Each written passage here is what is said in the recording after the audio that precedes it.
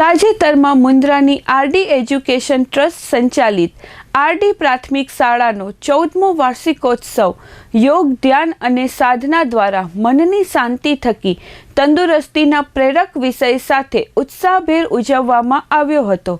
કાર્યક્રમનો પ્રારંભ બ્રહ્માકુમારી સંસ્થાના સંચાલિકા સુશીલા દીદી તથા અન્ય મહાનુભાવોના હસ્તે રિબિન કાપીને કરવામાં આવ્યો હતો।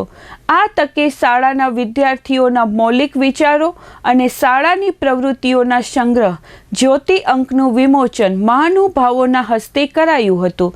આ પ્રસંગે કેકિન કેનિયા, ભરત જોશી, પ્રકાશ પાટીદાર, ભૂપેન્દ્ર મહેતા, પ્રકાશ ઠક્કર, જિગ્નેશ ભટ્ટ, ગૌરાંગ ત્રિવેદી, મહેશ દેસાઈ, હેત આહિર, સચિન ગણાત્રા, ભાવિન ઠક્કર, કિશોર ચુડાસમા, રવિ સોલંકી, સમીર ચંદારાણા, કાનાભાઈ રબારી તથા સંસ્થાના આચાર્ય ડૉક્ટર એલ.વી. ફફલ, ડૉક્ટર કૈલાસ નાંડા અને ડૉક્ટર દીપક ખરાડી ઉપસ્થિત રહ્યા હતા।